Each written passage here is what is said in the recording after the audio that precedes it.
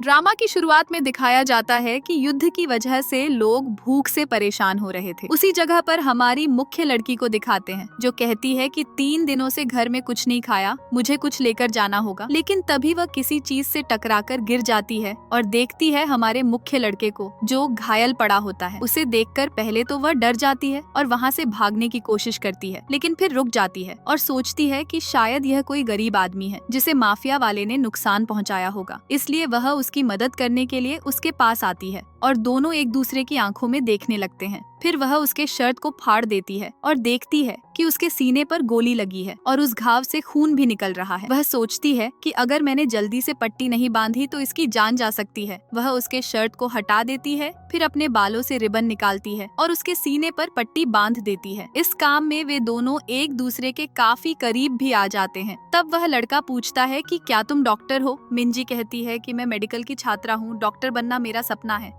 तभी वहाँ पर माफिया वाले उस लड़के के आदमी आ जाते हैं। मिंजी कहती है कि तुम्हें पता है वह मिस्टर जिन एक शैतान जैसा है, वह बहुत मारपीट करता है और पागल की तरह लोगों को मार देता है, किसी का भी खून बहा देता है। वह बहुत निर्दयी इंसान है और किसी पर रहम नहीं करता। ये सारी बातें वह उसी के सामने कह रही होती है, लेकिन हमारी मासूम सी मुख्य मिंजी को क्या पता कि वही मिस्टर जिन है। वह कहता है कि लोग मेरे बारे में ऐसी बातें करते हैं। तब मिंजी उसका मुंह बंद करने लगती है और कहती है कि धीरे बोलो, कहीं वे लोग सुन न ले, हमें यहाँ से जल्दी निकलना होगा। वह उसे लेकर जाने लगती है। तभी वहाँ पर मिस्टर जिन के आदमी आ जाते हैं। मिंजी उनका डटकर सामना करती है और कहती है कि सैनिकों, इसे छोड़ दो, यह एक साधारण इंसान है। तभी वहाँ एक आदमी कहता है कि माफ करना मिस्टर जिन, आपको बचाने में थोड़ी देर हो गई। यह सुनकर मिंजी हैरान हो जाती है और कहती है कि क्या यह मिस्टर जिन है, सबसे खतरनाक माफिया गैंगस्टर जो लोगों को मारता है। तभी वहाँ 2 लोगों को लाया जाता है जो गुप्त जासूस थे, उन्हें कैद करके लाया गया है। फिर मिस्टर जिन उन्हें बंदूक से मारने वाला होता है। यह देखकर मिंजी हैरान हो जाती है और वहाँ से जाने लगती है। तब मिस्टर जिन उसके हाथ को पकड़ लेता है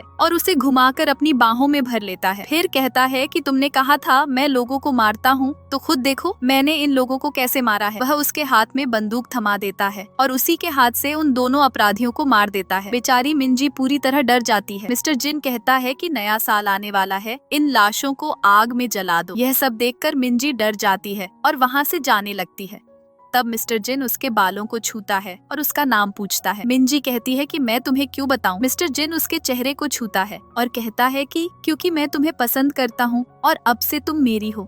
मिंजी डर के मारे वहाँ से चली जाती है। फिर जब वह घर पहुँचती है तो उसकी चाची उसे डांटती है और उसे ताने दे रही होती है कि तुमने आटा गंवा दिया, हमारी परिवार की रोटी उसी पर निर्भर थी जिसे नए साल पर बनाना था। उसे बहुत चोट लग जाती है।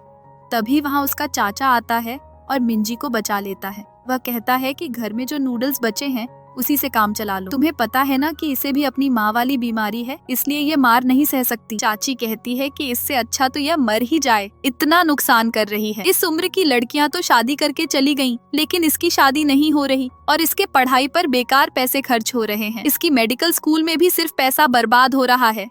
तब चाचा कहते हैं कि चुप रहो, अभी हर जगह लड़ाई चल रही है, सब एक दूसरे से लड़ रहे हैं। गलती उन लोगों की है जिनकी वजह से यह सब हो रहा है। उस मिस्टर जिन की वजह से इसे क्यों दोष दे रही हो? तब उसकी पत्नी कहती है कि चुप रहो, इतना जोर से मत बोलो, अगर किसी ने सुन लिया तो वह तुम्हें भी गोली मार देगा। अगले दृश्य में दिखाया जाता है कि मिस्टर जिन मिंजी के घर में घुस जाता है। उसे देखकर वह डर जाती है और अपने चाचा के सामने खड़ी हो जाती है। वह कहती है कि तुम यहाँ क्या कर रहे हो? चाची सुनती है कि क्या ये मिस्टर जिन है, वह हैरान हो जाती है और कहती है कि यह तो इसी दुनिया का माफिया है। फिर चाची उनके सामने छिप जाती है और कहने लगती है कि हम लोग तो अच्छे लोग हैं, हमने कुछ बुरा नहीं किया। तब मिंजी कहती है कि चाची चिंता मत करो, ये कुछ नहीं करेगा। तभी मिस्टर जिन मिंजी के हाथ पैर पर चोट देखता है और कहता है कि यह किसने किया और किसने हिम्मत की इसे चोट पहुंचाने की। मिंजी कहती है कि इससे तुम्हारा कोई मतलब नहीं है। तब मिस्टर जिन कहता है कि ठीक है, मिंजी को छोड़कर सबको काल कोठरी में डाल दो। चाची मिस्टर जिन के सामने गिड़गिड़ाने लगती है और कहती है कि माफ कर दीजिए युवा मालिक। मिंजी वहाँ अपनी परिवार को बचाने की कोशिश करने लगती है। तब मिस्टर जिन कहता है कि आज के बाद किसी ने भी इसकी तरफ आंख उठाकर देखा तो उसकी खैर नहीं। चाची कहती है कि बॉस ऐसा कभी नहीं होगा। तभी मिंजी कहती है कि तुम यहाँ क्या करने आए हो? मिस्टर जिन कहता है कि शादी का प्रस्ताव लेकर आया हूँ तुम्हारे लिए, अभी हमारी सगाई का तोहफा है, सब तुम्हारा है। ये सब देखकर चाची बहुत खुश हो जाती है, लेकिन चाचा कहते हैं कि मैं मिंजी की शादी इस माफिया सरदार से नहीं करवाऊंगा क्योंकि तुम मुझे पसंद नहीं हो। मिस्टर जिन कहता है कि लेकिन तुम्हारी भतीजी की शादी तो मुझसे ही होगी और उसे अपनी बाहों में ले लेता है। मिंजी कहती है कि तुम मुझे छोड़ दो, लेकिन वह उसे और कसकर पकड़ लेता है सबके सामने। फिर मिंजी कहती है कि मैं तुमसे कभी शादी नहीं करूंगी, तुम्हारी वजह से मेरे पिता ने युद्ध में अपनी जान गंवाई। तब मिस्टर जिन कहता है कि तब तो तुम नहीं चाहोगी कि तुम्हारा चाचा भी इस दुनिया से चला जाए। चाचा कहता है कि ऐसा नहीं होगा, तुम्हारी वजह से मेरी सारी परिवार को मुश्किलें आ रही हैं। तब मिस्टर जिन कहता है कि अगर मेरी शादी इस मिंजी से हो गई तो मैं तुम्हारे पूरे परिवार को किसी भी तरह की परेशानी नहीं होने दूंगा। फिर मिंजी कहती है कि तुम्हारी वजह से ही पूरी दुनिया में इतनी दिक्कतें फैल रही हैं, इसलिए मैं तो सपने में भी तुमसे शादी करने के बारे में नहीं सोच सकती। तब मिस्टर जिन बोलता है कि मैं तुमसे इजाजत मांगने नहीं आया हूँ, 3 दिन बाद नया साल आने वाला है, उसी दिन हमारी शादी होगी, अलविदा मेरी प्यारी। यह कहकर वह जाने लगता है। तब मिंजी कहती है कि मेरी सगाई हो चुकी है। मिस्टर जिन पूछता है कि क्या कहा तुमने? मिंजी दोहराती है कि मेरी सगाई हो चुकी है, समझे? मिस्टर जिन कहता है कि वह सगाई टूट जाएगी। यह कहकर वह चला जाता है। मिंजी यह सुनकर बहुत डर जाती है और अगले दृश्य में दिखाते हैं कि वह तेमिन से मिलना चाहती है और कहती है कि मुझे तुमसे एक जरूरी बात करनी है, लेकिन तुम इतने उदास क्यों लग रहे हो? तेमिन जवाब देता है कि मेरा पदोन्नति नहीं हुआ। मिंजी कहती है कि तुम एक अच्छे डॉक्टर हो और इतनी मेहनत से पढ़ाई की है, तुम्हें जरूर पदोन्नति मिल जाएगी। तब तेमिन कहता है कि मेरे जैसे लोगों के लिए पदोन्नति पाना इतना आसान नहीं होता। मिंजी बोलती है कि तुम्हें तो ये सब चाहिए ही नहीं था, तुम तो बस लोगों की मदद करना चाहते थे, फिर ये सब क्यों? वह कहता है कि ठीक है, इन सब बातों को छोड़ो, तुम क्या कहने आई थी? मिंजी कहती है कि मुझसे शादी कर लो जितनी जल्दी हो सके। यह सुनकर तेमिन हैरान हो जाता है और फिर मिंजी आगे कहती है कि तुमसे बेहतर कोई नहीं है और मुझे तुमसे कुछ भी नहीं चाहिए, चलो हम शादी कर लेते हैं। तब तेमिन कहता है कि तुम बहुत अच्छी हो। मिंजी बताती है कि 3 साल पहले जब मैं स्कूल में दिल का दौरा पड़ने से बेहोश हो गई थी, तुमने ही वहाँ मेरी जान बचाई थी। अगर तुम न होते तो मैं कब की इस दुनिया से चली गई होती और तुम्हारी वजह से ही मैंने मेडिकल स्कूल में दाखिला लेने का फैसला किया था। इसलिए चलो हम शादी कर लेते हैं, हम दोनों हमेशा एक दूसरे का ध्यान रखेंगे। तब तेमिन कहता है कि मुझे कुछ काम है, इसके बारे में बाद में बात करेंगे, तुम अभी जाओ। मिंजी कहती है कि तुम्हें समय चाहिए, ठीक है मैं कल आऊंगी तुमसे बात करने, और वह वहाँ से चली जाती है। आगे तेमिन अपने निदेशक के पास जाता है तो वह कहता है कि कल जो मिंजी तुमसे बात कर रही थी वह तुम्हारी प्रेमिका है। तेमिन कहता है कि आपको गलत फहमी हुई है, ऐसा कुछ नहीं है। तब निदेशक कहता है कि मैंने देखा था तुम उसके साथ रिश्ते में रहोगे तो तुम्हारी पदोन्नति कैसे होगी, और निदेशक उस पर गुस्सा करने लगता है। तेमिन खुद को बचाने के लिए कहता है कि सर मैं उसे अलग कर दूंगा, इसलिए इसके बारे में किसी को मत बताइएगा। निदेशक पूछता है कि क्या तुमने अपनी प्रेमिका के साथ रात गुजारी है, और अगर तुमने ऐसा नहीं किया है तो तुम्हारी पदोन्नति पक्की है, लेकिन तुम्हें उसे मेरे लिए लाना होगा, इसके बारे में सोचो। तेमिन पहले तो मना करना चाहता था। तब निदेशक कहता है कि अगर तुमने मेरी बात नहीं मानी तो तुम्हारी पदोन्नति नहीं होगी। तेमिन पूछता है कि मैं आपके लिए क्या करूं जिससे मुझे पदोन्नति मिल जाए। निदेशक कहता है कि उसे मेरे पास ले आओ मेरे मनोरंजन के लिए, और हंसते हुए वहां से चला जाता है। तेमिन यह सब सुनकर हैरान हो जाता है। अगले दृश्य में हम देखते हैं कि आग लग गई है और उसकी वजह से कई लोग बीमार पड़ गए हैं। उन सभी मरीजों को दवा मिंजी दे रही होती है क्योंकि कुछ मरीजों को चोटें भी लगी होती हैं। तभी वहाँ मिस्टर जिन आता है, उसे देखकर सब डर जाते हैं। मिस्टर जिन मिंजी के पास जाता है और कहता है कि मैंने तुम्हें तोहफा दिया था और तुमने उसे नहीं पहना, तुम ऐसा कैसे कर सकती हो? लेकिन मिंजी उसकी बातों पर ध्यान ही नहीं दे रही होती। फिर मिस्टर जिन कहता है कि कल जिस आदमी से तुम मिल रही थी वह तुम्हारा मंगेतर था। मिंजी कहती है कि तुम उसे कुछ मत करना। तब मिस्टर जिन कहता है कि फिर मेरा क्या होगा, और वह हथियार उठाकर उसे डराने लगता है और कहता है कि अगर तुमने उससे रिश्ता नहीं तोड़ा तो सोच लो मैं उसके साथ क्या क्या कर सकता हूँ, इसलिए मेरी बात मान लो। वह हथियार को उसके सामने फेंक देता है, लेकिन मिंजी नहीं डरती और कहती है कि तुम्हारी बातें खत्म हो गई ना,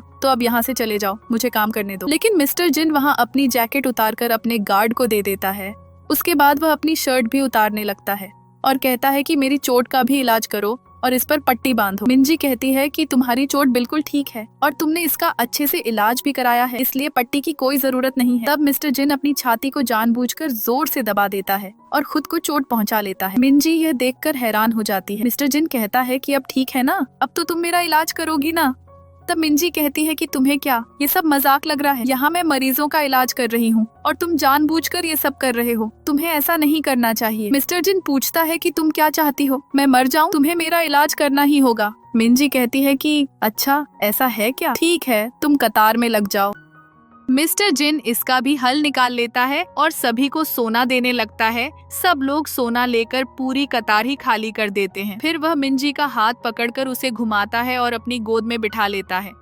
फिर उसे अपने करीब कर लेता है और कहता है कि अब इस तरह मेरा इलाज करो। मिंजी यह देखकर हैरान हो जाती है। आगे वह उसकी पट्टी बांधती है। मिस्टर जिन उसे घूरता रहता है और कहता है कि तुम इस तरह मेरा इलाज कर रही हो ना, मुझे बहुत सुकून मिल रहा है। मिंजी कहती है कि अगर तुम इस युद्ध को रोक दो तो सब कुछ सही हो जाएगा और मुझे भी सुकून मिल जाएगा। तुम्हारी पट्टी हो गई है, अब जाओ। तब मिस्टर जिन कहता है कि तुम्हें नहीं लगता कि मुझे इंजेक्शन लगाना चाहिए जिससे संक्रमण न हो। मिंजी बताती है कि जिस इंजेक्शन की तुम बात कर रहे हो वह बहुत महंगा है और यहाँ कोई उसे खरीद नहीं सकता। तब मिस्टर जिन अपने दाहिने हाथ वाले आदमी को कहता है कि वह दवा लाओ और वह बहुत सारे इंजेक्शन लाकर रख देता है। यह देखकर मिंजी खुश हो जाती है। अब वह कुछ लोगों की जान बचा पाएगी और एक इंजेक्शन वह मिस्टर जिन को भी लगा रही होती है, लेकिन काफी डरी हुई होती है। तब मिस्टर जिन उसे सिखाता है कि इंजेक्शन कैसे लगाते हैं। ये सब देखकर सब हैरान हो जाते हैं। तभी मिस्टर जिन बताता है कि मैं तुम्हारा वरिष्ठ हूँ इस मामले में, मैं भी एक डॉक्टर हूँ। तब मिंजी कहती है कि जब तुम दवा के बारे में इतना जानते हो तो युद्ध क्यों कर रहे हो। मिस्टर जिन मन में सोचता है कि मैं भी यह सब नहीं चाहता, लेकिन मुझे अपनी दुनिया को तो बचाना ही है, इसलिए मुझे ये सारी चीजें करनी पड़ती हैं। आगे वह कहता है कि तुम इन सब बातों पर ध्यान मत दो, बस मेरी पत्नी बनने के बारे में सोचो। उसके बालों को छूते हुए वह वहाँ से जाने लगता है। मिंजी कहती है कि मैं तुमसे कभी शादी नहीं करूंगी, फिर चाहे मुझे ऊपर ही क्यों न जाना पड़े। मिस्टर जिन मिंजी के करीब आता है और उसके चेहरे को पकड़ता है, फिर कहता है कि तुम कैसे चली जाओगी, मैं तुम्हें कुछ होने दूंगा तभी ना। हमारी शादी तो होकर रहेगी और तुम्हारे प्रेमी का अंतिम संस्कार मनाया जाएगा, इसलिए खुद फैसला करो कि तुम्हें क्या चुनना है। यह कहकर वह वहाँ से चला जाता है। तभी मिंजी को अचानक दिल में दर्द होने लगता है और वह बेहोश हो जाती है। अगले दृश्य में दिखाते हैं कि मिंजी बेहोश पड़ी है और वह एक सपना देख रही होती है कि उसे दिल का दौरा आया है और कोई उसे बचा रहा है। वह सिर्फ एक घड़ी देख पाती है, लेकिन उस व्यक्ति का चेहरा नहीं देख पाती। तभी अचानक वह जाग जाती है और उसके चाचा अपनी भतीजी को ऐसी हालत में देखकर बहुत परेशान हो जाते हैं। वे मिंजी से कहते हैं कि तुम ठीक तो हो ना। मिंजी जवाब देती है कि चाचा मैं बिल्कुल ठीक हूँ, मुझे कुछ नहीं हुआ है। चाचा कहते हैं कि मैंने तुम्हारे दोस्त से सुना था कि मिस्टर जिन तुम्हारे पास आया था और तुम्हें परेशान कर रहा था। मुझे उस माफिया के दिमाग को ठीक करना होगा। मैं अभी उसके बड़े घर जाऊंगा और उससे बात करूंगा, उसकी शामत आएगी। तब मिंजी कहती है कि चाचा रुकिए, वह आपको मार देगा, कृपया मत जाइए। चाचा कहते हैं कि मैं एक बेकार इंसान हूँ, मैं तुम्हारी कोई मदद नहीं कर सकता, मुझे माफ कर दो। और वे फूट फूट कर रोने लगते हैं। लेकिन वहाँ चाची आती है और वह मिस्टर जिन का पक्ष लेती है, कहती है कि वह बिल्कुल तुम्हारे लायक है। मैं तो इस रिश्ते से बहुत खुश हूँ। वह तुम्हें अपनी पत्नी बनाना चाहता है, न कि कोई नौकरानी। तुम दोनों ये बात क्यों नहीं समझते। तब चाचा चाची को डांटने लगते हैं, लेकिन चाची चुप नहीं रहती और कहती है कि मिंजी अपना इलाज करो और उसकी दुल्हन बनने के लिए तैयार हो जाओ। मिंजी कहती है कि मैं उससे शादी नहीं करूंगी और रोने लगती है। तभी वहाँ मिस्टर जिन आता है, उसे गोद में उठा लेता है। मिंजी पूछती है कि तुम यहाँ क्यों आए हो। मिस्टर जिन उसे बिस्तर पर बिठाता है और कहता है कि मैंने सुना तुम बेहोश हो गई थी, क्या तुम ठीक हो। मिंजी कहती है कि यह सब तुम्हारी वजह से हुआ। मिस्टर जिन बोलता है कि मुझे तुम्हारी दिल की बीमारी के बारे में पता नहीं था, मैं तो डर गया था, इसलिए गुस्सा मत करो। मिंजी कहती है कि तुम यहाँ से चले जाओ। तब मिस्टर जिन उसे एक कंगन तोहफे में देता है, लेकिन वह उसे तोड़ देती है। मिस्टर जिन कहता है कि मेरी पत्नी के लिए ढेर सारे कंगन ले आओ, वह अपना गुस्सा निकालना चाहती है। मिंजी कहती है कि मुझे तुमसे कुछ नहीं चाहिए, मैं किसी और से प्यार करती हूँ। तब मिस्टर जिन उसे गले लगा लेता है और कहता है कि तुम मेरे अलावा किसी की नहीं हो सकती, मैं तुमसे कल मिलने आऊंगा, अभी तुम आराम करो। यह कहकर वह वहाँ से चला जाता है। आगे मिस्टर जिन का दाहिना हाथ वाला आदमी कहता है कि बॉस, आपने क्यों नहीं बताया कि उन दवाओं के बदले आपको कितना नुकसान सहना पड़ा, इससे उनका दिल आपके लिए पिघल जाएगा। मिस्टर जिन कहता है कि ऐसा नहीं होगा, इसलिए मुझे कुछ नहीं बताना है। आगे मिंजी तेमिन से मिलना चाहती है, उसके लिए सूप लेकर आती है और कहती है कि तुम्हें ये बहुत पसंद है ना, इसलिए लाई हूँ। तेमिन उसे ले लेता है और मिंजी को अपने कमरे में रुकने को कहता है, मेरा इंतजार करो, मुझे कुछ काम है। और तेमिन अपनी पदोन्नति पाने के लिए मिंजी को निदेशक के हवाले कर देता है और बाहर खड़ा हो जाता है।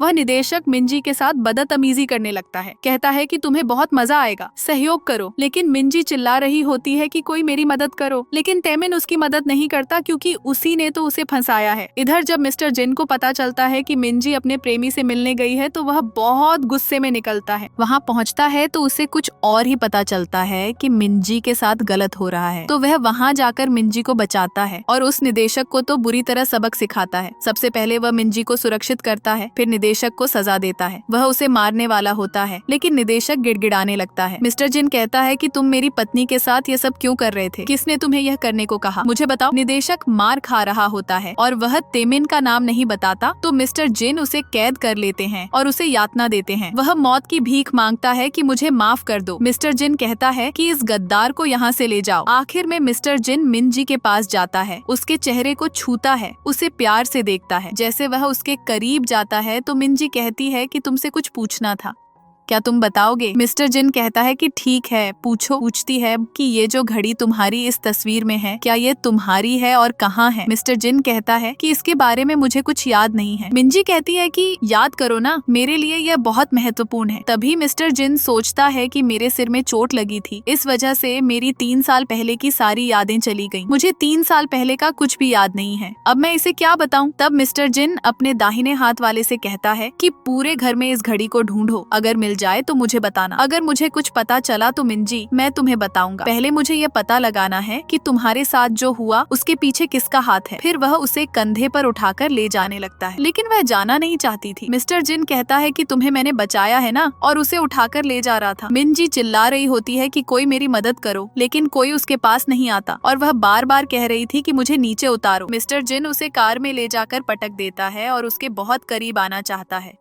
वह उसे चूमने ही वाला होता है कि तभी मिंजी कहती है कि मुझे पता है तुमने मेरी जान बचाई है, इसके लिए धन्यवाद। इसके बदले में मैं तुम्हारा कर्ज चुकाऊंगी। मिस्टर जिन पूछता है कि तुम कर्ज कैसे चुकाओगी, वह बताओ। मिंजी कहती है कि तुम्हें कहीं चोट लगी होगी ना, तो मैं तुम्हारा इलाज कर दूंगी। मिस्टर जिन मुस्कुराता है और उसके करीब जाकर कहता है कि क्या तुम मुझे चूम रही हो? मिंजी कहती है कि ऐसा कुछ नहीं है, मेरे पास तुम्हें देने के लिए कुछ भी नहीं है। मिस्टर जिन उसके चेहरे को छूता है, फिर उसके होंठों के पास हाथ ले जाता है और कहता है कि तुम्हें पता है ना मुझे क्या चाहिए। मिंजी उसे धक्का दे देती है, खुद से दूर कर देती है और कहती है कि मुझे पता है तुम बहुत ताकतवर हो, तुम जो चाहो वह तुम्हें मिल सकता है, फिर मेरे पीछे क्यों पड़े हो? मिस्टर जिन कहता है कि मुझे तुम चाहिए, जब मैं तुमसे ऊब जाऊंगा तो उसके बाद तुम जहाँ जाना चाहो जा सकती हो। फिर मिस्टर जिन मिंजी के करीब आता है, उसके चेहरे को छूता है, उसे चूमने की कोशिश करने लगता है। जैसे ही मिस्टर जिन मिंजी के इतने करीब आता है, वह रोने लगती है। मिस्टर जिन को अच्छा नहीं लगता और वह कहता है कि रोना बंद करो, मेरे साथ घर चलो और जो मैं कहूँगा तुम्हें वही करना होगा, इसे अपना बदला समझ लो। मिंजी कहती है कि यह नामुमकिन है। वह पूछता है कि क्या तुम्हें अभी मुझे मना करने का अधिकार है?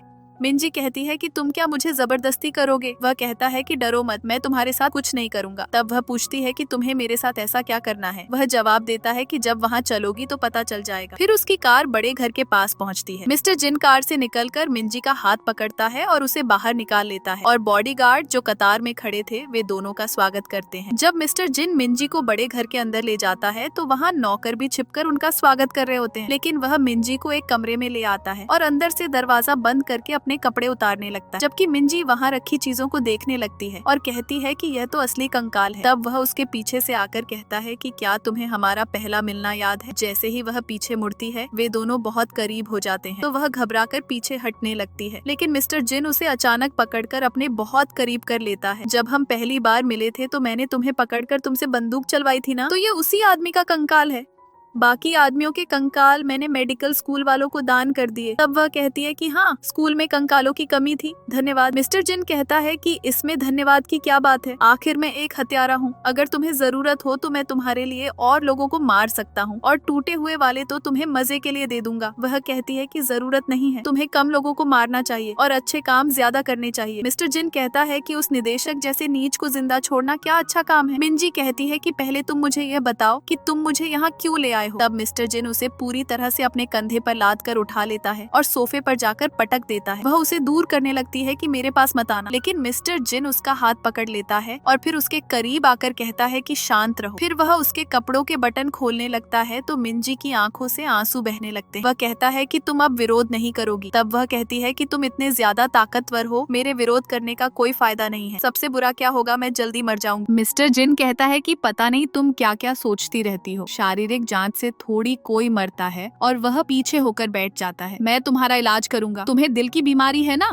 और वह स्टेथोस्कोप उसके दिल पर रखने वाला होता है। वह रोक देती है तो वह कहता है कि तुम्हें विश्वास नहीं है, अगर मुझे तुम्हारा फायदा उठाना होता तो मैं कार में ही कर लेता। मिंजी कहती है कि नहीं, मेरी दिल की बीमारी वंशानुगत है। मेरी माँ की मौत दिल के दौरे से हुई थी और मैंने इतने सालों में कई डॉक्टरों को दिखाया है, कोई मुझे ठीक नहीं कर पाया। मिस्टर जिन कहता है कि तुम क्या मुझे उन बेकार डॉक्टरों से तुलना कर रही हो? तुम मिस्टर बेत को जानती हो? वह पूछती है कि क्यों, क्या मिस्टर बेत तुम्हारे शिक्षक हैं? वह कहता है कि वह मेरे आदर्श हैं। मिंजी हैरान हो जाती है, तुम जैसे माफिया को देखकर लगता नहीं कि तुम्हारा कोई आदर्श होगा। मिस्टर जिन कहता है कि लोगों को मारने के अलावा मेरी और भी रुचियां हैं, जैसे कि लोगों की जान बचाना। तो अब क्या मैं तुम्हारा इलाज कर सकता हूँ? फिर वह उसकी जांच करने लगता है। मिंजी का दिल बहुत तेज धड़क रहा होता है। वह कहता है कि तुम मेरे साथ होती हो तो इतनी घबराई हुई क्यों रहती हो? फिर उसकी जांच करके कहता है कि तुम्हारी दिल की बीमारी को ठीक करने का सिर्फ एक ही तरीका है, ऑपरेशन, जो नया साल आने के बाद मैं खुद करूंगा ताकि मैं सुनिश्चित कर सकूं कि तुम बहुत लंबी उम्र जियो। वह कहती है कि तुमने पहले मेरी जान बचाई थी और अब मेरा ऑपरेशन भी करना चाहते हो। मैं तुम्हारी बहुत आभारी हूँ, लेकिन मैं तुम्हारा अब और कर्ज नहीं रख सकती क्योंकि मैं कभी तुम्हारा बदला नहीं चुकाऊंगी, इसलिए मुझे जाना चाहिए। जैसे वह जाने लगती है, मिस्टर जिन उसे तुरंत जाकर पकड़ लेता है और घुमाकर अपने बहुत करीब कर लेता है कि अभी डॉक्टर की बात पूरी नहीं हुई है तो तुम्हें जाने की अनुमति किसने दी? तुम तो बहुत ही खराब मरीज निकली। वह कहती है कि मुझे इलाज नहीं करवाना है। तब वह बोलता है कि यह तुम पर निर्भर नहीं करता, मैं तुम्हें पसंद करता हूँ तो तुम्हारी जिंदगी भी मेरी है। वह कहती है कि मेरी पहले से ही सगाई हो चुकी है। वह जवाब देता है कि जब तुम्हारे साथ गलत हो रहा था तब वह कहाँ था? अब रोना मत, क्योंकि अगर तुम दोबारा रोई तो मैं तुम्हें चूम लूंगा। मिंजी जल्दी से अपने आंसू पोंछ लेती है और कहती है कि अब मैं और नहीं रोऊंगी, कृपया मुझे जाने दो। लेकिन मिस्टर जिन उसे अपने पास बुला लेता है और फिर दवाओं के निर्देश लिखने लगता है। तब वह सोचती है कि यह मरीजों का इलाज करते समय तो काफी नरम हो जाता है,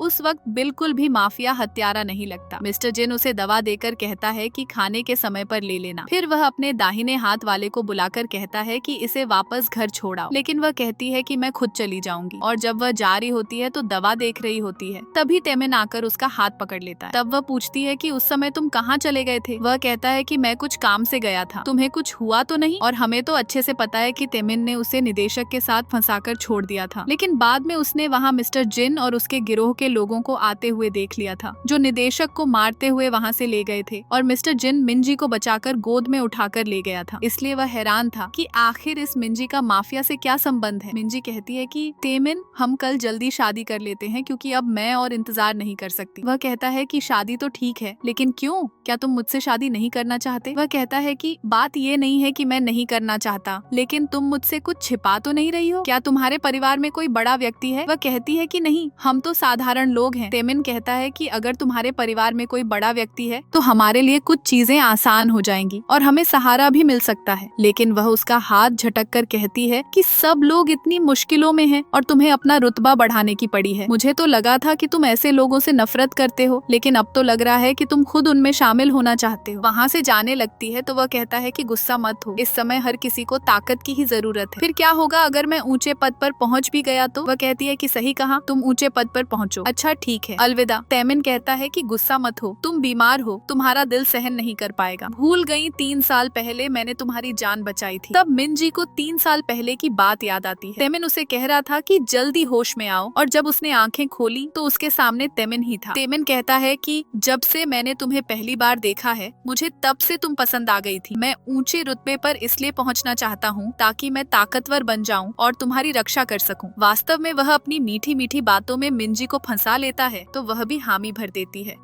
और फिर पूछती है कि जब तुमने मुझे बचाया था, तुमने एक घड़ी पहनी हुई थी ना, तो वह घड़ी कहाँ चली गई? तेमिन हंसकर टाल देता है। फिर हम अतीत में देखते हैं कि वास्तव में हुआ कुछ यूँ था कि तेमिन तो बस वहाँ से गुजर रहा था। जब मिंजी को दिल की समस्या हुई और वह बेहोश हो गई, तब मिस्टर जिन उसे बचा रहा था, लेकिन उसी समय मिस्टर जिन वहाँ से चला गया था और तेमिन ने गिरी हुई घड़ी उठा ली कि इसे बेचकर तो मुझे काफी पैसे मिल जाएंगे। लेकिन उसने मिंजी को भी देख लिया तो सोचता है कि यह मिंजी बहुत सुंदर है, अगर मैं इसे बताऊंगा तो इसे लगेगा कि मैंने इसे बचाया। और क्या पता बदले में ये मुझसे शादी कर ले। यहाँ पता चलता है कि तेमिन बस अच्छा बनने का दिखावा कर रहा है और वह झूठ बोल देता है कि मुझे विदेश में पढ़ाई करने जाना था ना, इसलिए मुझे घड़ी बेचनी पड़ी। तुम क्या मुझ पर शक कर रही हो? वह कहती है कि नहीं नहीं, मैं तुम पर शक क्यों करूंगी, और सोचती है कि पता नहीं मुझे एक पल के लिए ऐसा क्यों लगा कि उस शैतान ने मेरी जान बचाई थी। तेमिन कहता है कि चिंता मत करो, मैं तुमसे शादी करूंगा और कल मैं तुम्हें अपनी माँ से मिलवाने ले चलूंगा। मिस्टर जिन का दाहिना हाथ वाला उसे बताता है कि तेमिन ने अपनी मंगेतर मिंजी को निदेशक को बेच दिया था ताकि बदले में उसे पदोन्नति मिल सके। और इतना ही नहीं, तेमिन मिंजी के साथ धोखा कर रहा है। एक तरफ तो उसकी पहले से मंगेतर मिंजी है और दूसरी तरफ उसका निदेशक की बेटी मेलनी के साथ भी संबंध चल रहा है। तभी उसका एक आदमी आकर बताता है कि कुछ समस्या हो गई है और मिंजी भी उसी क्षेत्र में रहती है, इसलिए मिस्टर जिन खुद वहां जाने लगता है। इधर हम देखते हैं कि पुलिस ने रास्ता बंद कर रखा था, तो मिंजी कहती है कि मैं यहीं रहती हूँ, मुझे अंदर क्यों नहीं जाने दे रहे। वे लोग कहते हैं कि यहाँ कुछ लोगों ने विद्रोह किया है तो उन्हें ही पकड़ रहे हैं। उन्होंने उसके चचेरे भाई को पकड़ लिया था, तो वह कहती है कि जरूर कोई गलतफहमी हुई होगी, मेरा चचेरा भाई तो सिर्फ एक छात्र है। वे लोग चिल्लाने लगते हैं कि तुम्हारी इतनी हिम्मत कि हमसे बहस करोगी, और उस पर गोली चलाने वाले थे। वह डर जाती है, लेकिन उससे पहले ही कोई आदमी को गोली मारकर गिरा देता है और पता चलता है कि मिस्टर जिन ने बंदूक चलाई थी।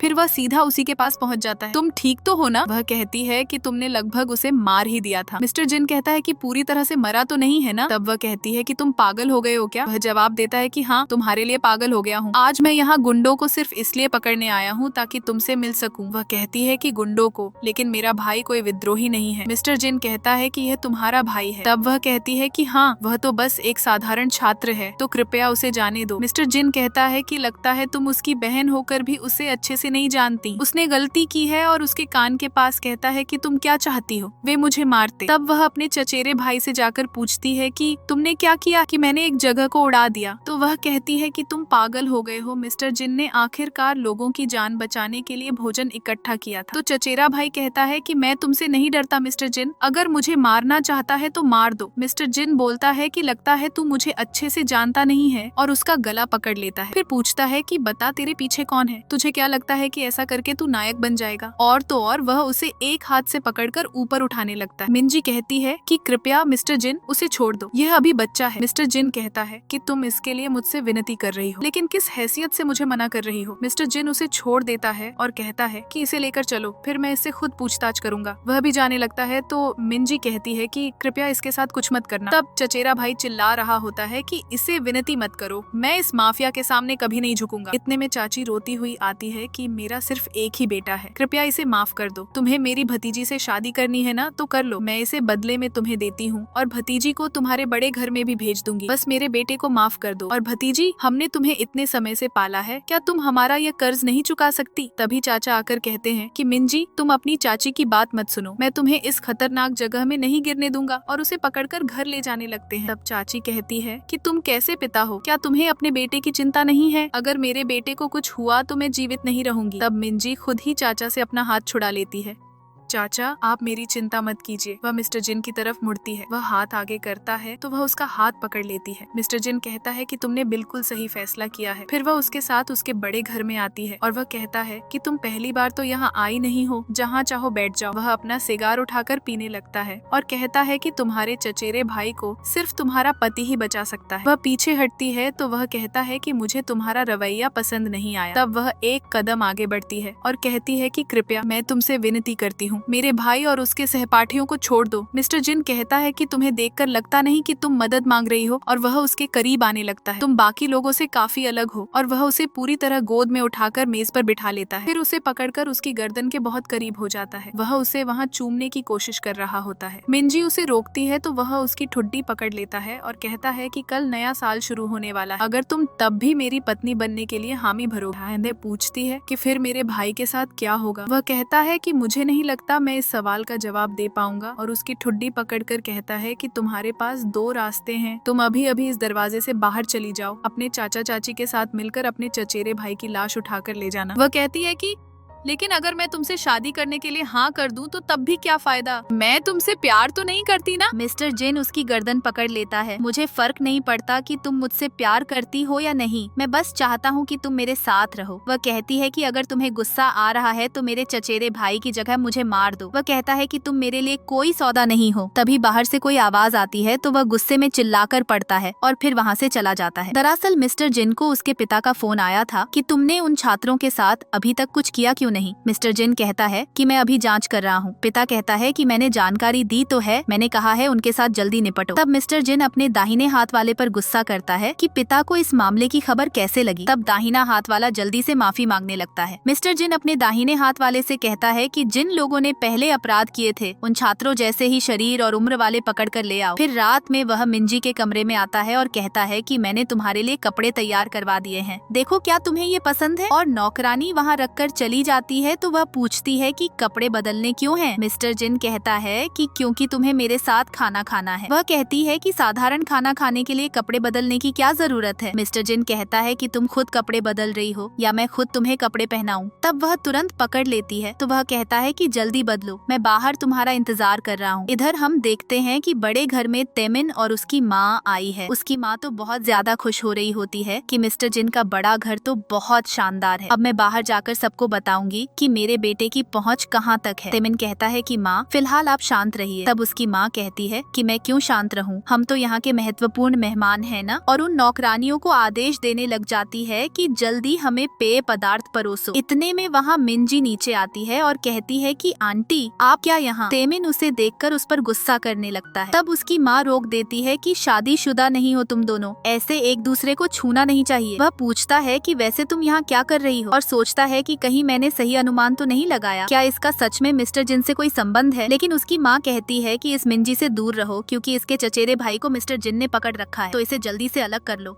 हम इसके जैसे साधारण लोगों के साथ नहीं रह सकते। और उन नौकरानियों से कहती है कि इस मिंजी को यहाँ से बाहर निकाल दो और हमारी बात कोई कैसे नहीं मानेगा, हम यहाँ के महत्वपूर्ण मेहमान हैं। मिंजी एकदम हैरान थी कि मिस्टर जिन ने इन लोगों को यहाँ क्यों बुलाया है, आखिर वह करना क्या चाहता है। और तेमिन से कहती है कि अपनी माँ को यहाँ से ले जाओ, लेकिन उसकी माँ तो उसी पर चिल्ला रही होती है कि तुम कौन होती हो हमें यहाँ से बाहर निकालने वाली। मिंजी कहती है कि मिस्टर जिन पलक झपकते ही लोगों का काम तमाम कर देता है, तो अच्छा होगा कि तुम अपनी माँ को जल्दी से यहाँ से ले जाओ। तेमिन की माँ कहती है कि ज्यादा बनकर मत दिखाओ क्योंकि मैं तुझे कभी अपने बेटे से शादी नहीं होने दूंगी। मिंजी हैरान थी और कहती है कि आंटी आपको तो पहले मैं बहुत पसंद थी और आप मुझे अपनी बहू बनाना चाहती थी। आंटी कहती है कि तब मेरा बेटा पढ़ाई के लिए विदेश गया था, मेरा ध्यान रखने वाला कोई नहीं। अब मेरे बेटे के लिए बड़ी जोड़ी चाहिए, बीमार मिंजी नहीं। इतने में मिस्टर जिन आया, गिरती दवा की शीशी उठाई, मिंजी को गोद में उठाकर सोफे पर बिठाया। ठीक हो? माँ ने ताना कसा। लगता है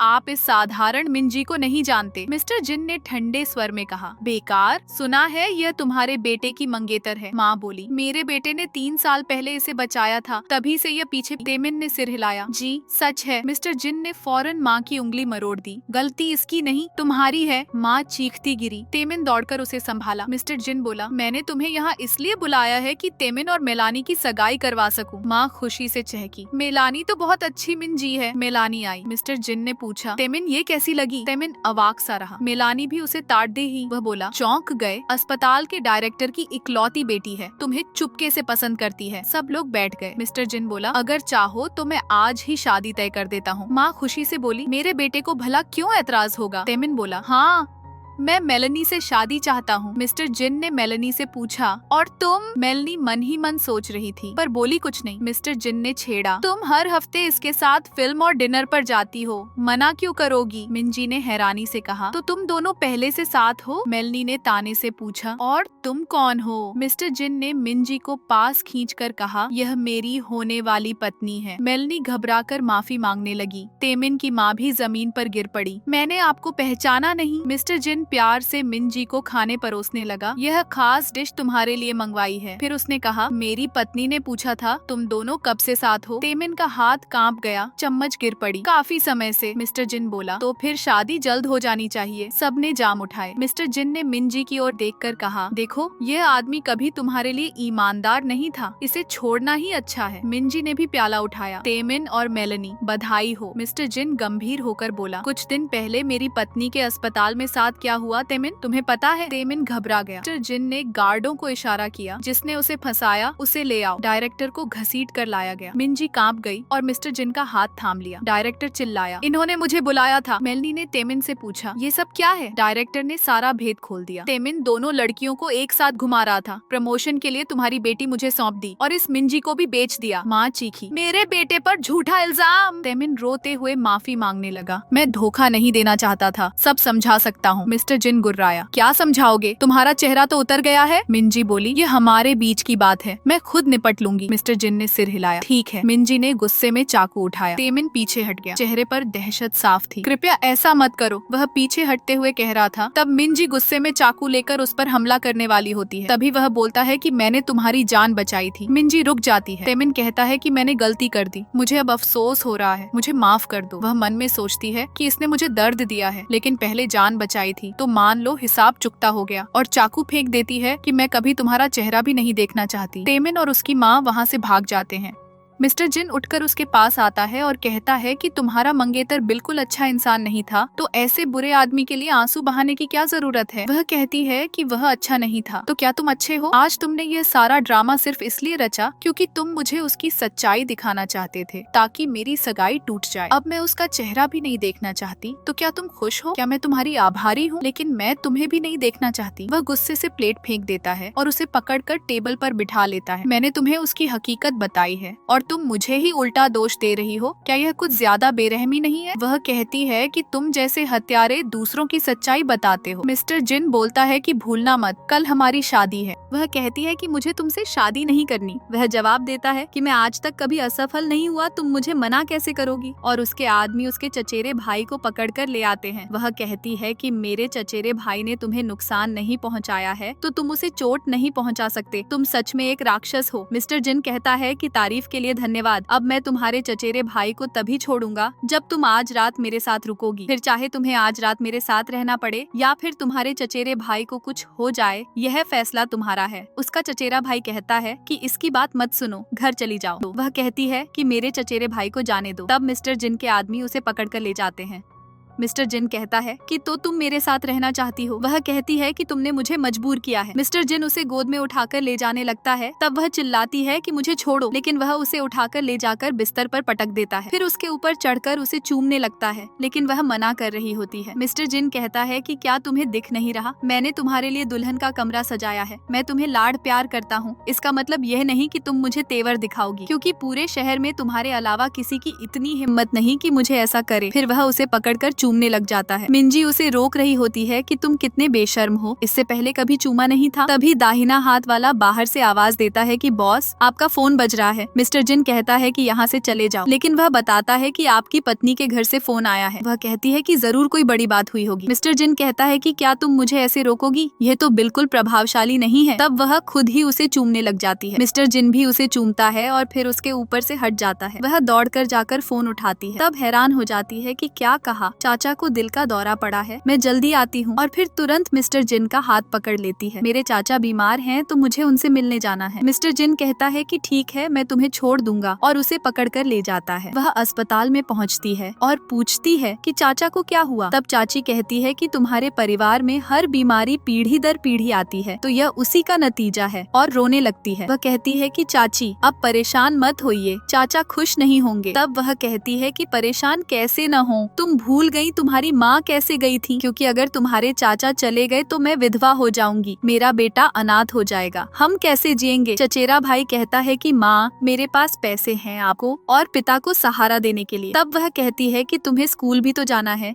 तुम अपनी आगे की पढ़ाई कैसे करोगे। अगर हमें मिस्टर जिन के दिए तोहफे मिल जाएं तो हमारे खर्च के लिए काफी पैसे हो जाएंगे। तब चचेरा भाई कहता है कि नहीं नहीं, मैं अपनी चचेरी बहन की शादी उस जानवर से नहीं होने दूंगा। माँ कहती है कि धीरे बोलो, कहीं वह राक्षस सुन न ले। इतने में डॉक्टर आ जाता है कि तुम लोग चिल्ला क्यों रहे हो, मरीज आराम कर रहा है। वह पूछती है कि चाचा की हालत कैसी है। डॉक्टर कहता है कि हालत काफी गंभीर है, तो जल्दी ऑपरेशन की जरूरत है, लेकिन ऑपरेशन बहुत कठिन है, इसे तो सिर्फ शीर्ष विशेषज्ञ ही ही कर सकते हैं। तुमने मिस्टर बेथ के बारे में सुना है? सुना है, उनका शिष्य यही है। अब तो सिर्फ वही उन्हें बचा सकता है। वह सोचती है कि तेमिन भी विदेश से पढ़कर आया है, हो सकता है वही मिस्टर बेथ का शिष्य हो, और कहती है कि मैं भी उसे ढूंढ कर लाती हूँ। डॉक्टर हंसने लगता है कि उसे ढूंढना इतना मुश्किल है जितना इस दुनिया में भगवान को ढूंढना। वह कहती है कि क्यों, तेमिन नहीं है? डॉक्टर कहता है कि मैंने तो आज तक तेमिन के बारे में सुना ही नहीं है। कौन है वह? वह विशेष शिष्य कोई और नहीं, यहाँ का माफिया सरदार मिस्टर जिन ही है। तब वह हैरान हो जाती है। चाची कहती है कि जल्दी जाकर मिस्टर जिन से मदद मांगो, वह तुम्हें बहुत पसंद करता है ना, तो जरूर हामी भर देगा। डॉक्टर कहता है कि शाम से पहले ऑपरेशन हो जाना चाहिए वरना खतरा हो सकता है। तब वह जल्दी से दौड़कर बाहर आती है। मिस्टर जिन अपनी कार के पास खड़ा सिगरेट पी रहा होता है। उसके बोलने से पहले कहता है कि तुम्हारे चाचा के बचने की संभावना बहुत कम होती जा रही है। तुम्हें पता है कि तुम्हें क्या करना चाहिए? वह सोचती है कि मुझे लगा था कि जिसने उस दिन मुझे बचाया था वह तुम थे, लेकिन जो बचाने वाला होगा वह कोई अच्छा इंसान होगा जो कि तुम हो ही नहीं। और कहती है कि क्या तुम मेरे चाचा का ऑपरेशन कर दोगे? मिस्टर जिन उसे अंगूठी दिखाता है कि मुझसे शादी कर लो तो मैं हामी भर दूंगा, बदले में तुम्हें मुझे कभी छोड़कर नहीं जाना है। वह कहती है कि तुम किसी की मजबूरी का फायदा उठा रहे हो। मिस्टर जिन पूछता है कि तुम्हें सौदा मंजूर है या नहीं। तब वह हाँ कर देती है और उसे अंगूठी लेकर पहन लेती है। मिस्टर जिन मुस्कुराता है कि मेरे फैसले पर यह अंगूठी कितनी सुंदर लग रही है। वह कहती है कि मैंने पहन ली है ना, तो जल्दी से चाचा का ऑपरेशन कर दो। मिस्टर जिन उसे पकड़कर करीब कर लेता है। इतनी जल्दबाजी क्या है? अब मेरी पत्नी मुझे एक चुंबन तो देगी ही। यह सौभाग्य वाला चुंबन है ना? तुम नहीं चाहती कि तुम्हारे चाचा का ऑपरेशन असफल हो जाए, तो जल्दी से चुंबन दो। मिंजी उसके होंठों पर चुंबन दे देती है। अगले दृश्य में मिस्टर जिन अंदर ऑपरेशन कर रहा होता है और वह बाहर बैठी इंतजार कर रही होती है। तभी दाहिना हाथ वाला आकर कहता है कि मैडम, मैं आपको घर ले जाने आया हूँ, आप घर जाकर आराम कर लीजिए। वह कहती है कि नहीं, मैं यहीं रुककर इंतजार करूंगी। दाहिना हाथ वाला कहता है कि चिंता मत कीजिए, बॉस की चिकित्सा कला इतनी उम्दा है कि कई अच्छे डॉक्टर भी उसके सामने फीके पड़ जाते हैं। इतनी देर में मिस्टर जिन बाहर आ जाता है तो वह पूछती है कि क्या हुआ। मिस्टर जिन बताता है कि यह ऑपरेशन सफल रहा। तब वह खुशी से उसे गले लगा लेती है, लेकिन फिर उसके इतने करीब होने से वह घबराने भी लगती है। तब वह उसे पकड़कर कहता है कि क्या यह मेरी पत्नी के सौभाग्य वाले चुंबन की वजह से हुआ है? वह कहती है कि क्या कर रहे हो, कितने लोग देख रहे हैं, मुझे छोड़ो। वह कहता है कि मैं अपनी पत्नी को गले लगा रहा हूँ, इसमें क्या गलत है? क्या किसी को कोई समस्या होगी? तब उसके सारे आदमी मुंह फेर कर खड़े हो जाते हैं। मिस्टर जिन कहता है कि चलो, मैं तुम्हें साफ सफाई के लिए ले चलता हूँ क्योंकि मैं नहीं चाहता कि तुम इतनी शर्मिंदा हो। वह कहती है कि रुको। वह पूछता है कि कहीं तुम्हें अफसोस तो नहीं हो रहा? वह कहती है कि हम शादी थोड़ी देर से कर लेंगे, क्यों ना नया साल पर प्रभावित लोगों को दान दे दें। मिस्टर जिन कहता है कि अगर तुम्हें लोगों की फिक्र है तो ठीक है, लेकिन याद रखना मैं फिर भी तुम्हें एक शानदार शादी दूंगा, और उसके माथे पर चुंबन कर लेता है। फिर वह उसे पकड़ कर ले गया। अगले दिन वह उसे अपनी कार में साथ लेकर आता है। सारे नौकर उसका स्वागत करती हैं, तो वह कहता है कि अब से तुम मेरे बड़े घर की मालकिन हो,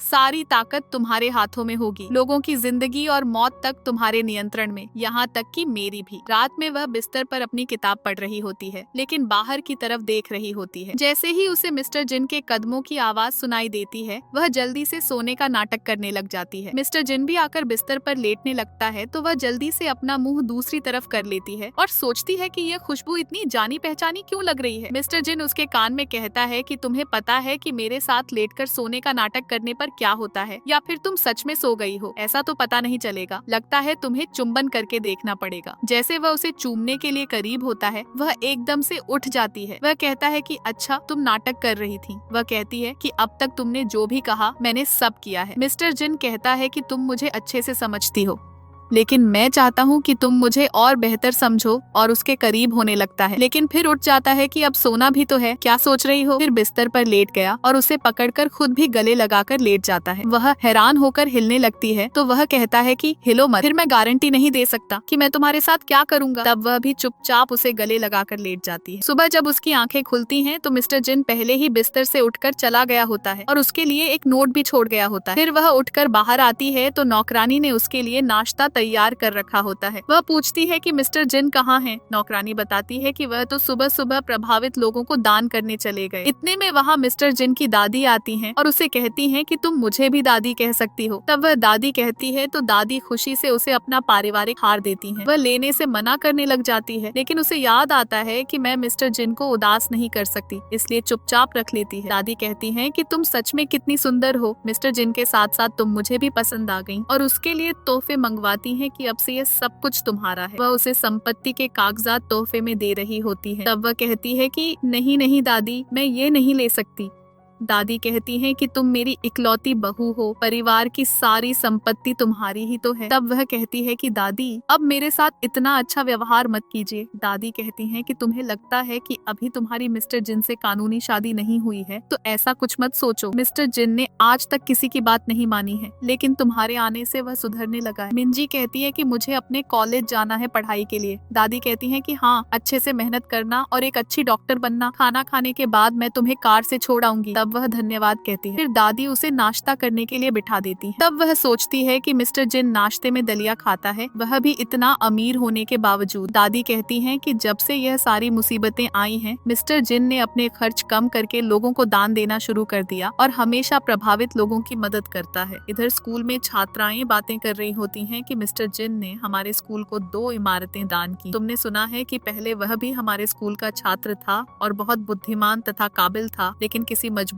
से उसे परिवार और संपत्ति संभालनी पड़ी, जिसकी वजह से वह झगड़ों में फंसकर रह गया। लेकिन अब वह बहुत ताकतवर हो गया है। वैसे जिस भी मिंजी की मिस्टर जिन से शादी होगी, वह कितनी भाग्यशाली होगी। पता नहीं उसे किस तरह की लड़कियां पसंद है, क्या पता हमें मौका मिल जाए। इतने में वहाँ मिंजी आ रही होती है तो छात्राएं मुंह बनाने लगती हैं कि इसकी चचेरे भाई ने मिस्टर जिन को धोखा दिया और इसकी हिम्मत देखो, हमारी ही कक्षा में पढ़ने आ गई। इतने में प्रधानाचार्य आ जाते हैं और उसका स्वागत करने लगते हैं। वह कहती है कि छात्रों को तो स्कूल में आना ही है, आप ऐसा क्यों कर रहे हैं? प्रधानाचार्य कहते हैं कि मिस्टर जिन ने मुझे विशेष रूप से तुम्हारा ध्यान रखने को कहा है, तो तुम्हें आगे पढ़ाई में कोई समस्या हो तो मुझे बताना। वह कहती है कि प्रधानाचार्य, आप बहुत दयालु हैं, लेकिन मैं एक साधारण छात्रा हूँ, तो मुझे विशेष व्यवहार देने की जरूरत नहीं है। प्रधानाचार्य उसे एक दवा देने लगते हैं कि मिस्टर जिन ने मुझे तुम्हें देने को कहा है। वह सोचती है कि मिस्टर जिन सच में बहुत समर्पित डॉक्टर है और प्रधानाचार्य को धन्यवाद कह देती है। छात्राएं बातें करने लग जाती हैं कि यह मिंजी कब से प्रधानाचार्य के इतने करीब हो गई। प्रधानाचार्य तो इतने बुजुर्ग हैं, लेकिन सुना है कि उनकी पत्नी बहुत बीमार है। यह मिंजी इतनी नीच कैसे हो सकती है? ताकत के लिए प्रधानाचार्य तक को फंसा लिया। ये तो हमारी साथ पढ़ने वाली बनने के काबिल भी नहीं है। फिर प्रधानाचार्य वहाँ से चले जाते हैं। तब सहपाठियां मिंजी पर हुक्म चलाने लग जाती हैं कि कक्षा के बाद यहाँ की सफाई करो। वह कहती है कि इतना सारा काम मैं अकेली कैसे करूंगी। वे कहती हैं कि अगर तुमसे इतना भी नहीं होता तो स्कूल से बाहर निकल जाओ, क्योंकि हमें विद्रोही के रिश्तेदार को अपनी सहपाठी नहीं बनाना है। मिंजी कहती है कि कितनी बार कहूँ, मेरा भाई विद्रोही नहीं है, मिस्टर जिन ने उसे पहले ही माफ कर दिया है। सहपाठियाँ कहती हैं कि तुम्हारी इतनी हिम्मत कि तुम मिस्टर जिन को नाम से बुलाती हो। वह कहती है कि हाँ, माफिया सरदार ने मेरे भाई को पहले ही छोड़ दिया है, अब ठीक है। सहपाठियां कहती हैं कि तुमने तो हद कर दी, प्रधानाचार्य तक को अपने जाल में फंसा लिया। इतनी बेशर्म मिंजी हमने कभी नहीं देखी, तुम्हें तो घर में बंद करके रखना चाहिए। वह कहती है कि तुम लोग क्या बकवास कर रही हो। वे कहती हैं कि हम बकवास कर रही हैं, पूरी कक्षा को पता है तुम डॉक्टर बनने के काबिल भी नहीं हो, यहाँ से निकल जाओ, हम तुम्हारे साथ पढ़ाई नहीं करेंगी। लेकिन वे उसे तंग करने लग जाती हैं। इधर मिस्टर जिन बड़े घर पहुँचता है और नौकरों से पूछता है कि मेरी पत्नी कहाँ है। वे बताते हैं कि वह तो स्कूल गई है। मिस्टर जिन कहता है कि शादी के पहले दिन ही स्कूल चली गई, मैंने तो उसे आराम करने को कहा था। तभी दादी कहती हैं कि मैंने उसे स्कूल जाने दिया था, तुम तो सारा दिन अपने आदमियों के साथ झगड़ों में लगे रहते हो, वह बेचारी डरेगी नहीं तो क्या होगा, तुम्हारी वजह से मेरी बहू भी उदास है, ऐसा मत करो। वह कहता है कि ठीक है दादी, मैं अभी आपकी प्यारी बहू को घर ले आता हूँ, और अपने दाहिने हाथ वाले के साथ चला जाता है। तब दादी हंस रही होती है। इधर जिस मिंजी ने उसे तंग किया था, वह उल्टा उसे थप्पड़ मार देती है। तब बाकी लड़कियां उसे पकड़ लेती हैं और वह मिंजी चाकू उठा लेती है कि अब तेरी शामत आई, और उसके चेहरे को बिगाड़ने लग जाती है कि अब देखती हूँ तुम लड़कों को कैसे फंसाती हो। तभी वहाँ एक वरिष्ठ छात्रा आ जाती है और उन लड़कियों को डांट कर अपनी जगह पर भेज देती है। फिर वह उसे देखने लगती है कि यह मिंजी जानी पहचानी लग रही है। तब उसे अतीत का दृश्य याद आता है कि मिस्टर जिन ने इस मिंजी की जान बचाई थी और उसे रुमाल देकर अपना खून साफ करने को कहा था। जैसे वह साफ करने लगी थी तो कहती है कि यह रुमाल मुझे तुम्हारे पति ने दिया है। जब मैं स्कूल में पढ़ती थी तो मिस्टर जिन मेरा वरिष्ठ था। हम अक्सर साथ में प्रयोग करते थे और यहाँ तक कि होमवर्क भी साथ करते थे। तुम्हें हमारे बारे में ज्यादा कुछ पता नहीं होगा। मिंजी कहती है कि मुझे नहीं लगता कि ये मेरे किसी काम की बात है। तब वह कहती है कि अच्छा, मैंने सुना है कि तुमने उससे शादी कर ली है। लगता है तुम उसे अच्छे से नहीं जानती। अगर वह तुम्हें सच में पसंद करता तो तुम्हारे भाई को क्यों पकड़ता? लड़कों के लिए सामान्य है 3-4 प्रेमिकाएं रखना, खासकर मिस्टर जिन जैसे उत्कृष्ट व्यक्ति के लिए। अभी तुम्हारी सुंदरता के लिए उसने तुमसे शादी की है, लेकिन कुछ समय बाद किसी और से कर लेगा। वह कहती है कि तुम कौन हो? तब वह कहती है कि मैं तुम्हें जर्मनी पढ़ाई के लिए भेज सकती हूँ, बस मिस्टर जिन से दूर रहना। मिंजी कहती है कि अगर तुम मिस्टर जिन को पसंद करती हो तो जाकर सीधे उससे ही कह दो। उसकी पत्नी को उसे छोड़ने के लिए क्यों मजबूर कर रही हो? तब वह गुस्से में उसे थप्पड़ मारने वाली होती है, लेकिन वह हाथ पकड़कर उल्टा उसे थप्पड़ मार देती है। तब मिंजी कहती है कि यह मत समझना कि तुम मिस्टर जिन की पत्नी बन गई हो, क्योंकि मिस्टर जिन बहुत ठंडा और बेरहम है। भले ही उसने अतीत में तुम्हारी जान बचाई हो, लेकिन वह कभी किसी पर दया नहीं करता। एक न एक दिन तुम्हें घर से बाहर फेंक देगा। मिंजी हैरान होती है और सोचती है कि इसका क्या मतलब है। मिस्टर जिन ने मेरी जान बचाई थी और पूछती है कि तुम्हें कैसे पता कि उसने मुझे बचाया है। तब मिंजी सोचती है कि इसे याद नहीं है। मिंजी वहाँ से जाने लगती है, लेकिन वह हाथ पकड़ लेती है कि मेरी बात अभी पूरी नहीं हुई और तुम कहाँ चली, और चाकू से उसके चेहरे पर हमला करने लगती है, लेकिन वह झटक कर बच जाती है। इतने में वहाँ मिस्टर जिन आता है, उसका हाथ मरोड़कर उसे नीचे फेंक देता है। उसे मिंजी की फिक्र हो जाती है कि तुम्हारे हाथ में चोट कैसे लगी, और उस मिंजी से पूछता है कि तुम कौन हो, इतनी हिम्मत कि मेरी पत्नी को चोट पहुंचाई। तब वह कहती है कि वरिष्ठ, यह मैं हूँ मैंगो। क्या तुम्हें मैं याद नहीं? मिस्टर जिन को उसके बारे में कुछ याद नहीं होता और अपनी बंदूक निकाल लेता है। तब कहता है कि एक मरे हुए इंसान का नाम याद रखकर मैं क्या करूँगा। उसकी कनपटी पर बंदूक तान देता है। तब वह कहती है कि तुम भूल गए, मेरे पिता स्कूल के प्रधानाचार्य हैं। तुमने 2 दिन पहले स्कूल को 2 इमारतें दान की हैं। मिस्टर जिन कहता है कि मैंने स्कूल को इमारतें अपनी पत्नी की वजह से दान की हैं। तुम्हारा इससे कोई लेना देना नहीं है। तब प्रधानाचार्य आता है तो वह कहती है कि पिता मुझे बचाओ, लेकिन उसका पिता उल्टा उसे थप्पड़ मार देता है कि तुमने मिस्टर जिन से दुश्मनी क्यों मोल ली। तब वह कहती है कि यह साधारण सी मिंजी मरने वाली है। 3 साल पहले मिस्टर जिन ने उसकी जान क्या बचा ली। इसने उससे शादी कर ली और इसे क्या लगता है कि मिस्टर जिन हर बार इसे बचाएगी, ये जल्दी मर जाएगी। मिंजी एकदम हैरान होती है कि क्या कहा, 3 साल पहले मिस्टर जिन ने मुझे बचाया था। तब मैंगो हंसने लग जाती है कि तुम्हें अभी याद आया, लेकिन कोई फायदा नहीं है, तुम तो मरने वाली हो। मिस्टर जिन कहता है कि इसकी किसी बात पर विश्वास मत करो, सिर्फ तुम ही मेरी पत्नी रहोगी। प्रधानाचार्य गिड़गिड़ाने लगता है कि कृपया मेरे परिवार को माफ कर दो, और रही बात मेरी बेटी की, इसके साथ जो चाहो करो। दाहिना हाथ वाला पूछता है कि बॉस इसका क्या करें? मिस्टर जिन कहता है कि यह मिंजी डॉक्टर बनने के काबिल ही नहीं है, लेकिन मैं इसे माफ करता हूँ। वह खुश होने लगती है कि तुमने मेरी जान बख्श दी। मिस्टर जिन कहता है कि हाँ बिल्कुल, मैं चाहता हूँ कि तुम सभी छात्रों के काम आओ, उसके लिए तुम छात्रों का कंकाल बन जाओ। वह हैरान होकर नीचे गिर जाती है कि तुम मेरी हड्डियों का उपयोग करना चाहते हो, लेकिन मैं अभी मरना नहीं चाहती। बॉडीगार्ड उसे पकड़कर ले जाने लगते हैं। मिंजी कहती है कि इसे मारना कुछ ज्यादा हो जाएगा, इसने पहले मुझे बचाया था तो इसे माफ कर दो। मिस्टर जिन कहता है कि ठीक है पत्नी, और उसे सिर्फ कैद करवा देता है। तब बॉडीगार्ड उसे पकड़कर ले जाते हैं। वह पूछती है कि तुमने मेरे लिए इमारतें दान की? तो वह कहता है कि हाँ, क्योंकि मेरी पत्नी डॉक्टर बनना चाहती है ना, तो इसे दान समझ लो। वैसे तुम्हें स्कूल में किस किसने तंग किया था? और अपने दाहिने हाथ वाले को कह देता है कि जिसने मेरी पत्नी का अपमान किया है उसे पकड़कर ले आओ। वे उन लड़कियों को पकड़कर ले आते हैं। तब वे लड़कियां एक दूसरे पर दोष मढ़ने लग जाती हैं। मिस्टर जिन आदेश देता है कि एक की जीभ काट दो, एक के हाथ काट दो। वे पैरों में गिर जाती हैं कि ऐसा मत करो, हमें आगे जाकर डॉक्टर बनना है। वे अपनी जान की भीख मांग रही होती हैं। तब मिस्टर जिन उन्हें भगा देता है। तभी मिंजी को अचानक दिल में दर्द होने लगता है। मिस्टर जिन कहता है कि तुम्हें क्या हुआ, अच्छे से सांस लो, और उन लोगों को बाहर निकाल देता है, लेकिन मिंजी वहीं गिर जाती है। तब मिस्टर जिन उसकी मदद करने लग जाता है। तभी मिंजी को अतीत याद आने लगता है। जब पहले उसे दिल का दौरा पड़ा था तो मिस्टर जिन ने 3 साल पहले उसकी जान बचाई थी, वह भी ठीक इसी तरह से, और उसी ने वह घड़ी पहनी हुई थी, और उसे पकड़कर कहता है कि डरो मत। वह कहती है कि तुमने मुझे उस समय बचाया था ना, यानी तुम ही मेरे रक्षक हो। वह पूछता है कि तुम अभी की बात कर रही हो? तो वह कहती है कि 3 साल पहले की। मिस्टर जिन ने उसकी बात ठीक से सुनी नहीं होती और उसे गोद में उठाकर जल्दी से ले जाता है। फिर वह घर लाकर उसे इंजेक्शन दे रहा होता है। तब वह कहती है कि ये इंजेक्शन तो बहुत महंगा है, 1 मिलियन का, सोने से भी ज्यादा कीमती। मिस्टर जिन कहता है कि तुम्हारे सामने इसकी कोई कीमत नहीं है।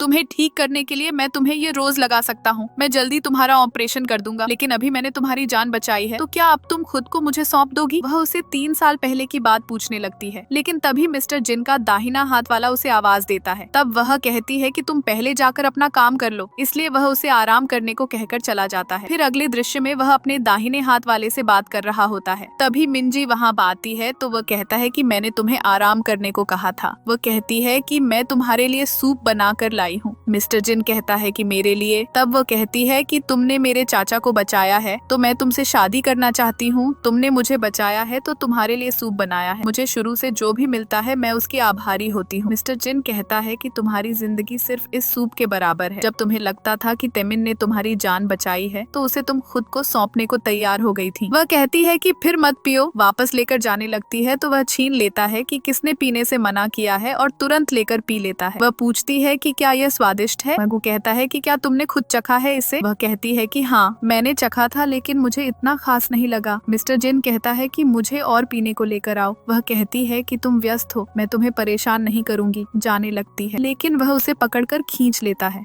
उसके इशारे पर दाहिना हाथ वाला खुद वहाँ से चला जाता है। मिस्टर जिन कहता है कि मैं तो हमेशा तुम्हारा बनाया सूप पीना चाहता हूँ। तब वह कहती है कि अगर मेरी खाना बनाने की कला बेहतर नहीं हुई तो बाद में भी। वह कहता है कि हाँ, मुझे कोई फर्क नहीं पड़ता, मैं तब भी पी लूंगा क्योंकि मेरा स्वाद का एहसास ही तुम्हारे अनुसार हो जाएगा। वह हंसने लग जाती है और फिर कहती है कि तुम इतने अच्छे डॉक्टर हो तो तुमने चिकित्सा की पढ़ाई क्यों छोड़ दी? मिस्टर जिन को अपने दादा की याद आती है जिनकी आंखें बंद हो रही होती हैं और उन्होंने उससे वादा लिया था कि मेरे जाने के बाद तुम मेरे इस शहर को संभालोगे। चिकित्सा पढ़कर तुम कुछ लोगों की जान बचा सकते हो, लेकिन यहाँ का सरदार बनकर तुम कितने लोगों की जान बचा सकते हो? वह पूछता है कि तुम अचानक क्यों पूछ रही हो? वह कहती है कि अगर तुम नहीं बताना चाहते तो कोई बात नहीं, लेकिन क्या मैं अस्पताल में अपने चाचा को लेने आज जा सकती हूँ? वह कहता है कि तुम्हारे चाचा आज छुट्टी लेकर घर आ गए, मैं ये कैसे भूल गया। वह कहता है कि मैं तुम्हें छोड़ने के लिए कार भेज दूंगा और अपना काम खत्म होते ही तुम्हें लेने आ जाऊंगा। तब वह हंसकर हामी भर देती है। मिस्टर जिन उसे देखने लगता है और पकड़कर करीब कर लेता है। वह अचानक उसका हाथ पकड़कर अपनी छाती पर रख लेती है और सोचती है कि यह एहसास कितना जाना पहचाना है और कहती है कि मुझे तुमसे कुछ पूछना है। लेकिन मिस्टर जिन तो उसे देखने लगता है और करीब होकर चुंबन करने लग जाता है। इससे पहले कि वे दोनों चुंबन करें, दाहिना हाथ वाला बीच में आ जाता है कि बॉस, बैठक का समय हो गया। तब वह कहती है कि मुझे कुछ काम है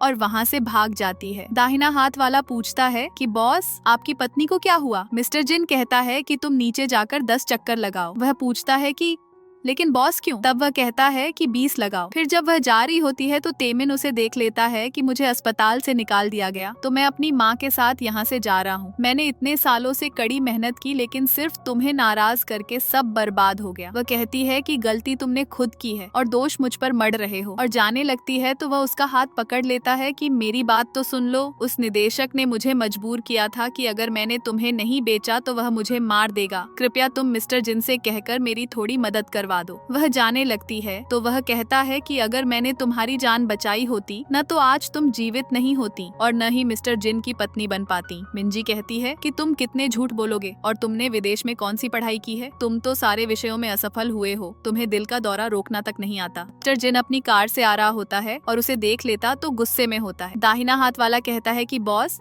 आप अपनी बैठक टालकर सिर्फ अपनी पत्नी से मिलने अस्पताल आए थे। तो मिस्टर जिन उसे गुस्से से कार चलाने को कहता है और वहाँ चला जाता है। मिंजी उसे हाथ झटक लेती है और कहती है कि कितने झूठ बोलोगे। मिस्टर जिन सही कहता था कि तुम डॉक्टर बनने के काबिल ही नहीं हो, तो दोबारा मेरे सामने मत आना वरना मैं तुम्हें माफ नहीं करूंगी। फिर वह वहाँ चली जाती है। ये माँ बेटा शहर छोड़कर जाने लगे होते हैं। तभी उनके चेहरे पर रोशनी पड़ती है और सामने से मिस्टर जिन अपनी कार में आता है। उसके कार से निकलने से पहले ही उसके बॉडीगार्ड उस पर छाता तान देते हैं क्योंकि बाहर बर्फबारी हो रही होती है। ये लोग तो उसे देखते ही डर के मारे पैरों पर गिर जाते हैं कि हम तो खुद ही यहाँ से जा रहे हैं, कृपया हमें माफ कर दो। लेकिन मिस्टर जिन अपनी सिगरेट जलाता है और दाहिने हाथ वाले के इशारे पर बॉडीगार्ड उन्हें पकड़ लेते हैं। वे लोग अपनी जान की भीख मांग रहे होते हैं, लेकिन मिस्टर जिन अपने दाहिने हाथ वाले से बंदूक ले लेता है और सामने गोली चला देता है। लेकिन तेमिन तो पहले ही गोली की आवाज सुनकर बेहोश हो गया होता है। मिस्टर जिन कहता है कि यह तो सिर्फ गोली की आवाज सुनकर बेहोश हो गया, इतना डरपोक मेरी पत्नी का उद्धारक कैसे बन सकता है? और फिर अपनी कार में आकर बैठ गया होता है तो उसका दाहिना हाथ वाला उसे रुमाल देता है और मिस्टर जिन अपने हाथ साफ करने लगता है। दाहिना हाथ वाला पूछता है कि बॉस,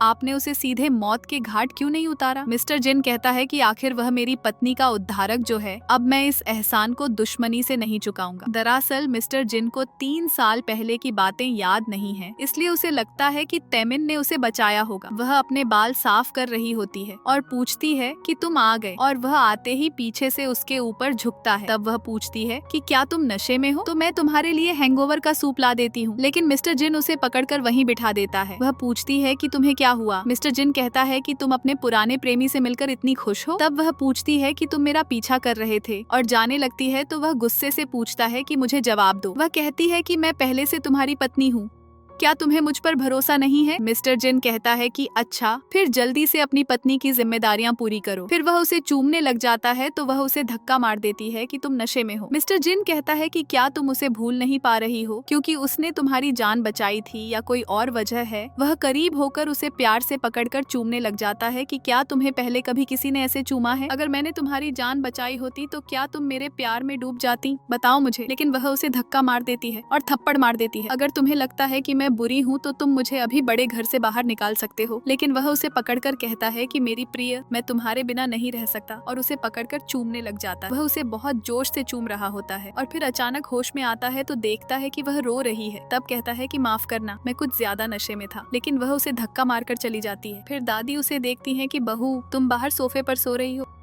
वह कहती है कि सुप्रभात दादी। दादी नौकरानियों से कहती हैं कि तुम सब मर गईं क्या? तुमने देखा नहीं कि मालकिन सोफे पर सो रही हैं? कम से कम कंबल तो लाकर दे देती। और मिंजी से कहती हैं कि बाहर तो बहुत ठंड है, तुम यहाँ सोकर बीमार भी हो सकती थी। वह कहती है कि दादी, इनकी गलती नहीं है। दादी पूछती हैं कि बताओ मुझे, क्या उस बेकार लड़के ने कुछ किया है जो तुम फिर से उदास हो? बिल्कुल अपने दादा पर गया है, मैं उसे सबक सिखाकर आती हूँ। लेकिन वह दादी को रोक देती है और कहती है कि दादी, हमारी कोई झगड़ा नहीं हुआ है, मैं कल रात देर तक पढ़ रही थी इसलिए यहीं सो गई। दादी पूछती हैं कि सच में? वह कहती है कि हाँ सच में। दादी कहती हैं कि अब जाकर मुझे राहत मिली है। फिर वह अपने कपड़े बदलने चली जाती है, जबकि मिस्टर जिन अंदर पड़े पड़े लगातार शराब पिए जा रहा होता है। तभी दादी आकर उसे डंडे से मारती हैं कि बेकार लड़के, तूने अपना क्या हाल बना रखा है। वह कहता है कि दादी, आप अंदर आने से पहले दरवाजा क्यों नहीं खटखटाती? दादी कहती हैं कि मुझसे पूछेगा? अच्छा, अब तू परिवार वाला बन गया है, पूरे कमरे को बर्बाद कर रखा है। मेरी बहू बाहर अकेली सो रही थी और तू यहाँ कमरे में शराब पी रहा था। वह कहता है कि क्या, और उठकर जाने लगता है कि वह बाहर सो रही थी। दादी कहती हैं कि क्या तुझे पता नहीं? बताओ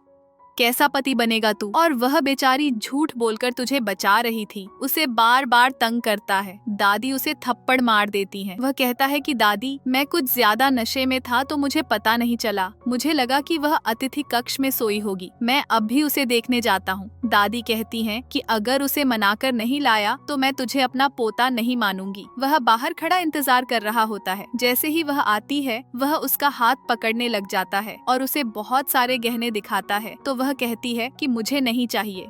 पूछता है कि फिर तुम्हें क्या चाहिए? वह कहती है कि मुझे सम्मान चाहिए और बराबरी का भरोसा चाहिए, क्या तुम मुझे दे सकते हो? और वहाँ से चली जाती है। अगले दृश्य में मिस्टर जिन को दाहिना हाथ वाला बताता है कि बॉस, आपके आदेश पर मैंने अपने सारे शादीशुदा आदमियों को बुला लिया है। मिस्टर जिन उनसे पूछता है कि जब तुम्हारी पत्नी तुमसे नाराज होती है तो तुम लोग उसे कैसे मनाते हो? वे लोग कहते हैं कि हम तो अपनी पत्नी को गहने दे देते हैं खुश करने के लिए। दूसरा कहता है कि मैं तो अपनी पत्नी को बिस्तर पर प्रभावित कर देता हूँ, सुबह तक सब ठीक हो जाता है। सब लोग हंसने लगते हैं। मिस्टर जिन गुस्से से मेज पर हाथ मारता है तो सब चुप हो जाते हैं। वह कहता है कि मुझे सभ्य जवाब चाहिए। फिर दाहिना हाथ वाला कहता है कि बॉस, आप अपने बहनोई से क्यों नहीं पूछ लेते? वह आपकी पत्नी के साथ ही रहता है तो उसे पता होगा कि आपकी पत्नी को क्या क्या पसंद है। तब मिस्टर जिन जल्दी से जाने लगता है। इधर जब मिंजी जा रही होती है तब एक लड़का आता है। वह पूछती है कि तुम कौन हो? वह कहता है कि मैं मिस्टर जिन का दोस्त हूँ और उसने मुझे तुम्हें लेने भेजा है। उसे थोड़ा संदेह हो रहा होता है तो वह कहता है कि मिस्टर जिन इतना खतरनाक माफिया है, भला उसके खिलाफ कौन नहीं चाहेगा। तब उसके साथ आने लगती है, लेकिन पता चलता है कि उसने तो उसे अगवा कर लिया। जबकि चचेरा भाई हैरान होता है कि बहन किसके साथ गई थी। अभी ये लड़का कहता है कि नया साल मुबारक हो दादी। वह हैरान होती है कि दादी। तभी उसे याद आता है कि मिस्टर जिन का दाहिना हाथ वाला उसे बता रहा था कि आपका भतीजा आने वाला है। तो वह कहती है कि तुम जी हो मिस्टर जिन का भतीजा।